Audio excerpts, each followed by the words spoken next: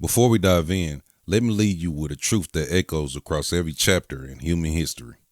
Nothing we are began in silence. Every civilization, every story, every ancestor left a trail of wisdom waiting to be rediscovered. What you are about to hear is a part of a legacy, preserved, decoded, and brought back to the forefront. I'm OG Moni. Welcome to AI Legacy Lab. Before borders, before nation states, before maps redrew humanity into separate boxes, the story of our ancestors moved like water flowing across deserts, mountains, seas, and empires. People traveled long before history wrote their names. Cultures crossed long before textbooks claimed they were separate. Identities lived in memory, not ink. Among those memories is one that survived against impossible odds. The story of a tribe who carried their origins across continents, holding on to a tradition older than the kingdoms around them. A tribe whose rituals mirrored ancient Hebrew customs. A tribe who said, "We came from across the sea, from a land of our fathers."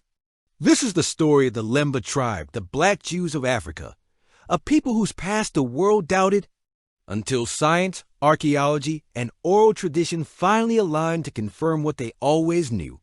Let's begin. For centuries, the Lemba lived quietly among the Bantu-speaking nations of southern Africa.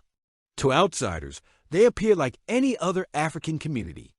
They farmed, herded livestock, built homes, raised families. But inside the Lemba world was a rhythm unfamiliar to their neighbors.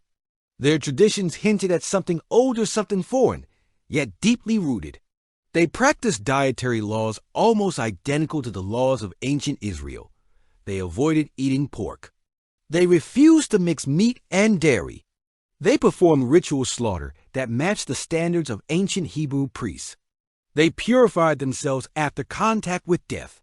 They washed their hands before meals in ceremonial patterns. They observed specific holy days. They married within the tribe to protect their lineage. These customs didn't emerge randomly. They were inherited. And the Lemba guarded those customs with remarkable discipline. Their community was divided into clans, each with its own history and responsibilities. One clan in particular, the Buba clan, held a special status. They were the priests, the carriers of sacred knowledge. The Lemba believed the Buba clan descended from ancient leaders who once served in a holy capacity before their great migration. Their oral tradition claimed they had come from a city called Sena. No one knew exactly where Sena was, but the Lemba described it as a place across the sea, a place connected to ancient Israel, a place where their priestly ancestors lived before traveling into Africa. For generations, Western scholars dismissed their narratives as myth. Missionaries tried to convert them, unaware they already held traditions older than the versions being preached to them. Colonial governments ignored their heritage. Anthropologists reduced their story to folklore. But the Lemba did not forget. They held on to their laws. They held on to their clan structures. They held on to their migration story. They held on to a sacred object they called Ngoma Lungundu, the drum that thunders. This drum, passed down through generations, was said to be built from a fragment of the Ark of the Covenant. To outsiders, this sounded impossible, even laughable. But again, the Lemba were not known for exaggeration. Their stories were consistent across families, regions, and centuries.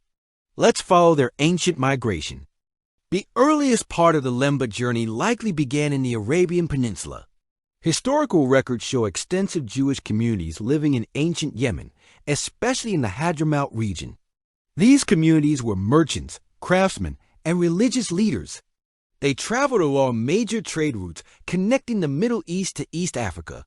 Archaeology shows Jewish traders sailed the Indian Ocean thousands of years ago, moving between Israel, Arabia, Ethiopia, and East Africa. When conflict pushed populations to migrate, many moved south toward the African coast. According to Lemba tradition, their ancestors left Sena, traveled by boat across the sea, and settled in areas near Tanzania and Mozambique. From there, they moved inland and eventually settled in Zimbabwe, Malawi, and South Africa. The migration wasn't a single event. It was a centuries-long movement. And everywhere they traveled, the Lemba carried something with them, their identity. Despite living among African kingdoms, They maintained strict marriage laws. Despite having no written Torah, they maintained dietary laws. Despite the pressures of assimilation, they maintained a priestly structure. Despite not having temples, they maintained purity rituals. Their resilience preserved one of the most astonishing cultural memories in history. Now, let's talk about their language and names. Many Lemba clan names resemble Semitic or Hebrew structures. Some have endings like El or Ye, which appear in ancient Hebrew names. Their rituals have Hebrew parallels. Their prayers contain fragments of older linguistic patterns. Their burial practices mirror early Judaic customs.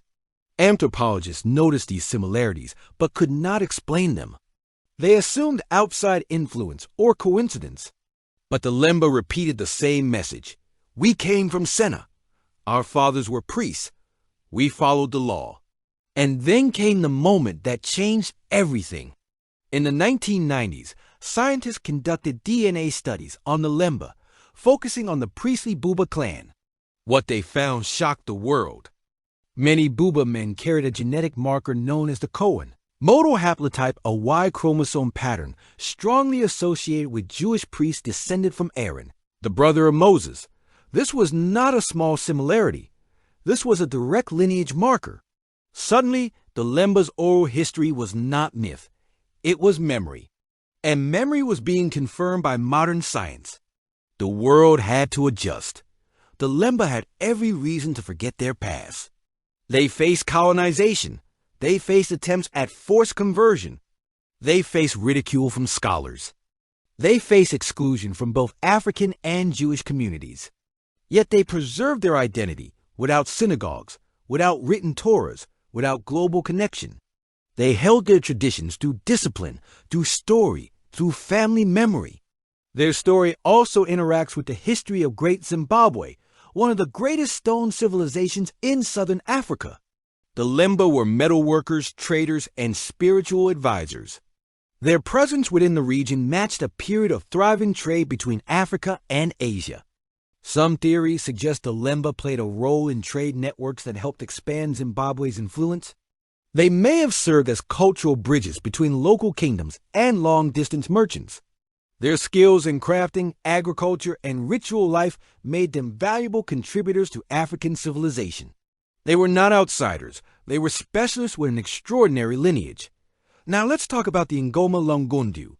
The Lemba sacred drum is believed to be a reconstruction of the Ark of the Covenant, made from a fragment of the original. While this claim sounds extraordinary, the object's design and spiritual significance reflect deep ancient symbolism. When researchers finally examined it, they found signs of remarkable age. The drum was revered, protected, and treated with the same respect found in ancient Ark traditions. No one touched it, unless they were qualified. Only specific clan members handled it. It was said to possess spiritual power. Even if it is not the original Ark, its presence shows how memory of ancient Israelite rituals survived deep into African history. The Lemba story matters because it challenges every assumption we were taught about identity, migration, and the connections between Africa and the Bible. It reminds us that history is never as simple as textbooks pretend. It shows that the oldest stories do not always belong to those who wrote the books, but often to those who preserved the memories. It shows that Africa's role in global history is deeper than the world admits. And it shows that truth survives not because people believe it, but because people protect it. This is the Lemba, a people who remembered when the world forgot. And this is only part one. Part two will reveal the deeper breakdown. The DNA evidence, the priestly lineage, the journey through Yemen, the ancient city of Sena, and how the Lemba fit into the earliest chapters of Abrahamic history. This is legacy. This is identity. This is a iLegacy Lab. Thanks for watching. Another chapter reclaimed, another piece of history placed back where it belongs. If you have found any meaning in this, let it sit with you. Let it sharpen your vision, not just for the past, but for who we are becoming. I'm OG Mooney, and this is AI Legacy Lab. Honoring truth, protecting legacy, one story at a time. Until next time, stay curious.